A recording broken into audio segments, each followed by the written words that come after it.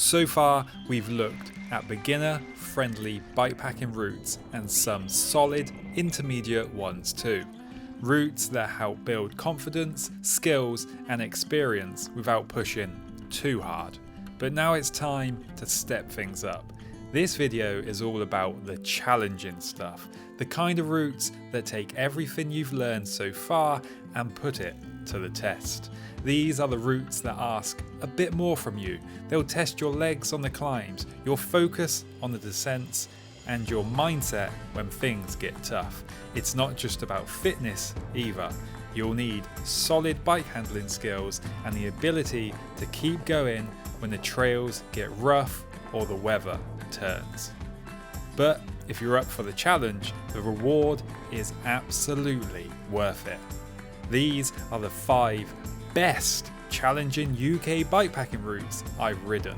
Real adventurous routes that'll leave you tired, muddy, and with a real sense of accomplishment.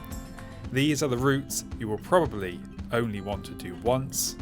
I will start with the easier routes and work towards the hardest.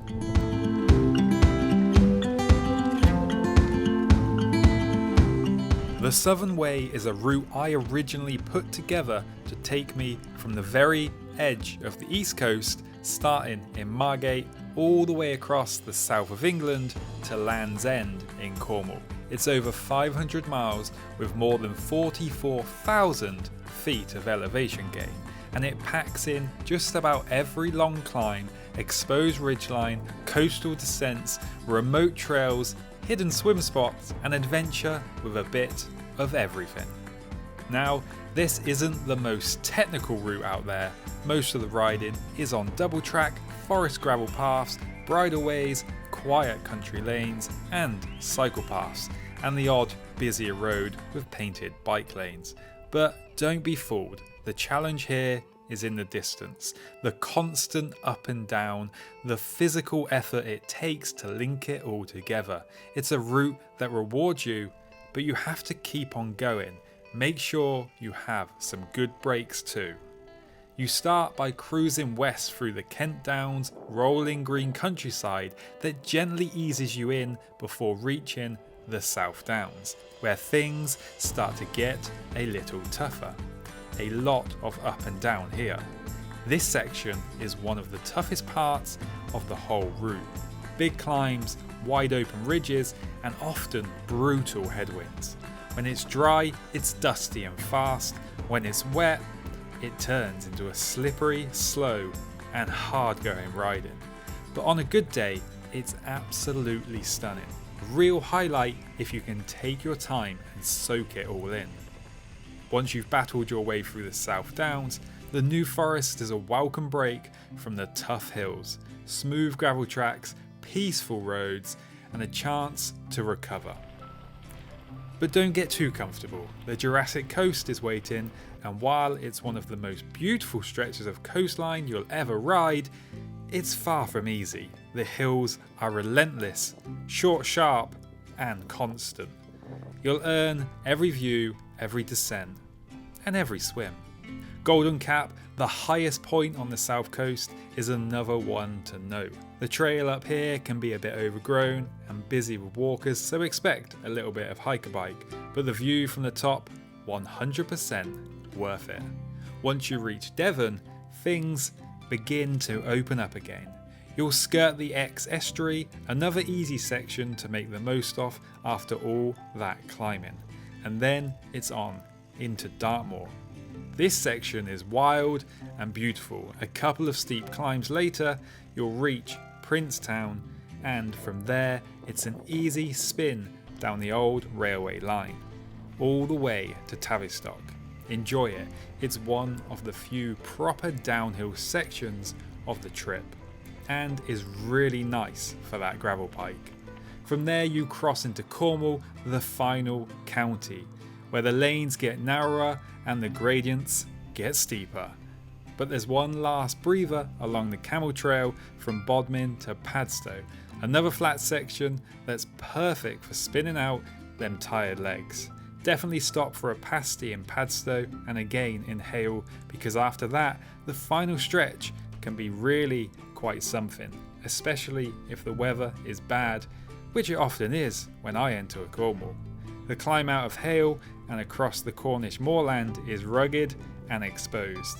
If the weather turns, it can be tough going, but it is the final challenge before you reach Land's End, the end of the UK and the furthest southwesterly point of the country.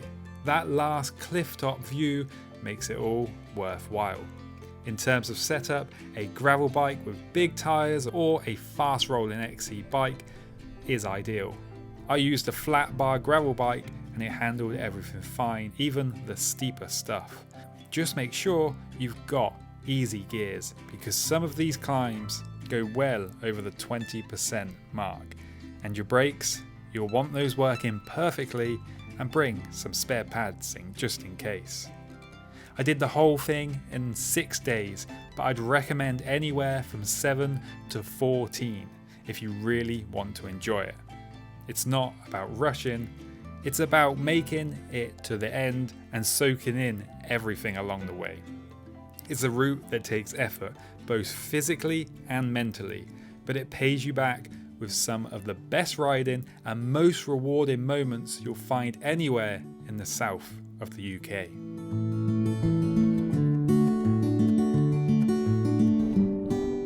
The Headstock 500 is a route that in every way just feels like Wales. Before the first official event in May 2024, I got the chance to ride it and I'm glad I did. It's wild, tough, remote and full of every challenge you might expect from a Welsh bikepacking adventure. It's about embracing what bikepacking in Wales really feels like. It's a full-on experience. You'll ride through sunshine, sideways rain, misty ridgelines and winds that push you sideways. Probably. Sometimes all in one afternoon. This is a route that throws everything at you: steep climbs, long hiker bikes and technical single track, ancient Roman roads and views that will stop you in your tracks, if the tracks haven't already stopped you. Most of the climbs here are steep. I'm talking Welsh steep, 20% plus kind of steep. Nearly every climb is like this, and they just keep coming. You'll be grinding the pedals, walking up hills that are best described as walls, and sweating your way through the remote passes. But just when you think you've had enough, you'll reach the top of a hill and take in this rugged landscape that reminds you why you're out here in the first place. It's a roller coaster of a bikepacking route, physically and mentally. This isn't a beginner route. Wales in general isn't the easiest place to start bikepacking, and in this 500km version really isn't messing about. If you're newer to it all, check out the Headstock 200 instead for a more intermediate version that's designed to be a bit more approachable. But if you're up for a serious challenge, the 500 delivers just that. You'll get to ride through the stunning Elan Valley, follow old Roman roads like San Helen, and cross sections of the classic Welsh single track that feels wild and remote, and it keeps you on your toes. There are long stretches where you won't see a soul, just you, the trail, and whatever Wales and whatever weather Wales decides to throw at you. I rode this on a bomb track hardtail with 2.6 inch tyres, and honestly that was the right call. I know some of you are probably eyeing it up on a gravel bike, and sure, with big 50mm tyres and a bit of bravery you could get through it, but a mountain bike is going to let you enjoy the ride, not just survive it, especially when the trails turn steep, loose or rutted. And yeah, there are ruts. Some front suspension will help too, particularly on the descents. You want a setup that won't punish you too much. This route already does that on its own. This is a ride that will push you. You'll get cold, wet, tired. You'll curse the climbs. You'll wish your bike was lighter. You'll wonder what you signed up for. But you'll also get those moments. The golden evening lights over the hills, the silent forest trails, the reward of a flowing descent after a brutal climb. And they'll stay with you for a long time. When you reach the finish line, it will feel like you've achieved something amazing. That's what makes this route special. If you're keen to take it on, head over to All Mountain Adventures to check out how to enter. Just come prepared. Wales isn't here to make it easy, but it will make it worth it.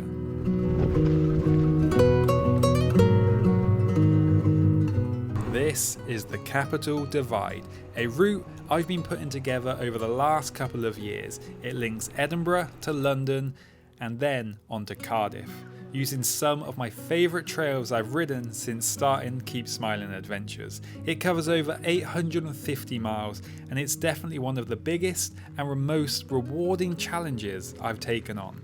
It's a ride that takes in some of the UK's most iconic landscapes, from the Pentland Hills out of Edinburgh, down through Northumberland, the North Pennines, the Yorkshire Dales, the Lincolnshire Wolds, the Ridgeway, and then finally along the river into Cardiff.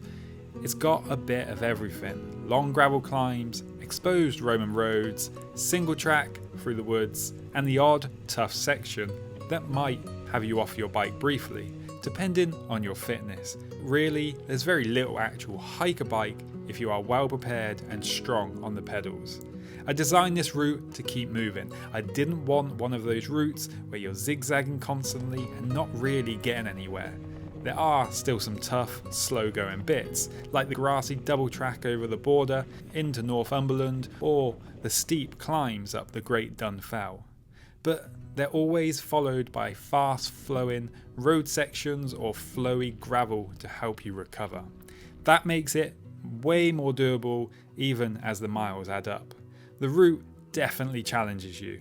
The distances between resupply points can be long, some of the climbs are brutal, and you're going to get battered by weather in the more remote bits, especially up north. It's physically demanding and mentally tough, especially if you're riding solo. You'll need decent bike handling skills too.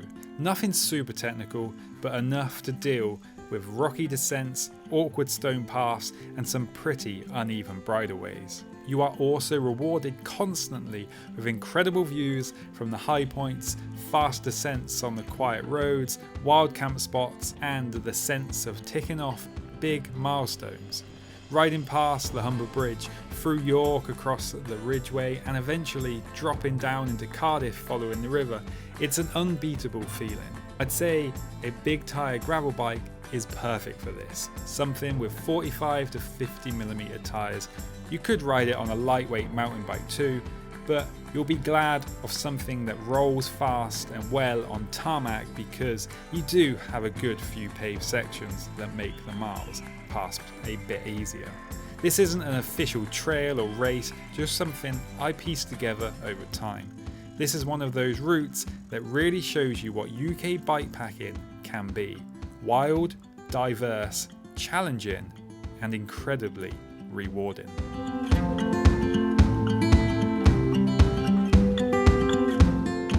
The Great North Trail is one of the most challenging and epic rides you can take on in the UK, pedalling nearly 780 miles from the rugged Pennines all the way up to Cape Wrath, the most northwesterly point in Scotland. This route is tough, really tough. It's a brutal test of both physical endurance and mental grit. From the very start, you'll face relentless climbs, unforgiving terrain, and endless obstacles, including gates everywhere. Seriously, who needs so many gates? The first section through England is especially draining. The Pennine Bridleway is steep, demanding, and littered with countless gates to slow you down. Add to that often relentless weather, torrential rain for days on end, and you're in for a serious challenge. There will be days when you wonder why you started, days when every pedal stroke feels like a battle, and through all that, there's something deeply rewarding about pushing through. I think if you want to take this on yourself, you need to have that mentality that there are going to be good times and bad times. sometimes crushing your spirit, other times lifting you with moments of sheer beauty. The route really splits into two halves. When you cross the border into Scotland, the trails change, becoming more rideable and, in many places, more enjoyable. But don't be fooled, the terrain can be harsh, demanding, and the weather always unpredictable. You'll need a high level of fitness, excellent bike handling skills, and most importantly, mental resilience to keep going when everything is against you.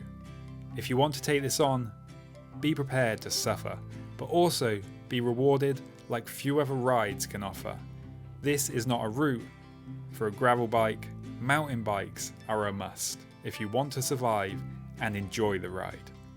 And when you finally arrive at that lighthouse at Cape Wrath, after everything you've endured, it's an indescribable feeling of achievement and pride. One practical note, the ferry crossing from Durness to Cape Wrath doesn't run all the time and is tidal dependent. I had to wait an extra day when mine was cancelled, but it gave me a chance to hit the campsite nearby and enjoy my first shower in 10 days. The Great North Trail is a true test. It will push you to your limits, but if you're up for the challenge, it's an unforgettable adventure.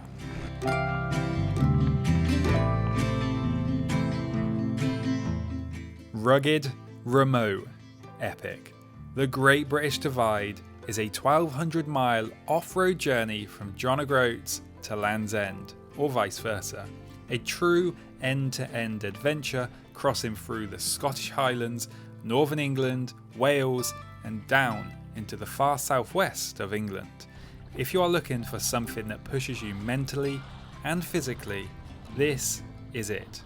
I actually took this on in reverse from the usual direction, starting in the north at John O'Groats and heading south, and honestly, I think it's the better way. Starting in March, I rode through the Scottish Highlands with snow-topped mountains, a cool breeze in the air, and not a soul around. It was perfect. Just me and the wild, remote landscape that this route throws you into. It doesn't get much better than that. It was magical at times, but it was also brutal. This route will test you in ways you don't expect. The climbs are tough, the terrain is remote, and the weather, well, you will need to be ready for anything. But that's part of what makes this route so rewarding. If you are thinking about taking this on yourself, understand this isn't your usual end-to-end ride. This is off-road. You will be taking the path less travelled, often finding yourself in places where there's nothing for miles. You need to come prepared with a high level of fitness, strong bike handling skills, and the resilience to keep going when things get tough. I think if you want to take this on yourself, you need to have that mentality that there are going to be good times and bad times, and you'll have to be ready to handle both. Because of the distance, I'd recommend a gravel bike or a fast rolling XC mountain bike.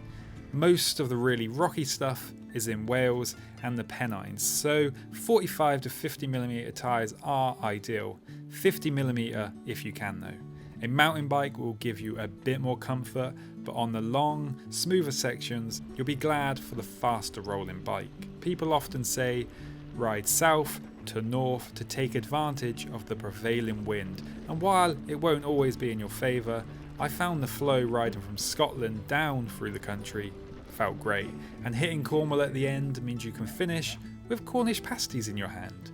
This is a proper challenge. You'll feel every mile, but with that comes the reward, memories you'll never forget, moments of complete solitude, and a sense of accomplishment that only a ride like this can give. So there you go, 5 of the best challenging bikepacking routes in the UK. These aren't easy miles, and they're not meant to be. They're the kind of adventure that leave a mark. You'll probably only ride them once, but they'll stick with you for a lifetime. If you've worked your way through the beginner and intermediate stuff, and you're ready to push a little further mentally, physically, and technically, then these routes are waiting. They'll challenge you, test your patience, and maybe even break you a little. but they'll also reward you in ways only a proper adventure can.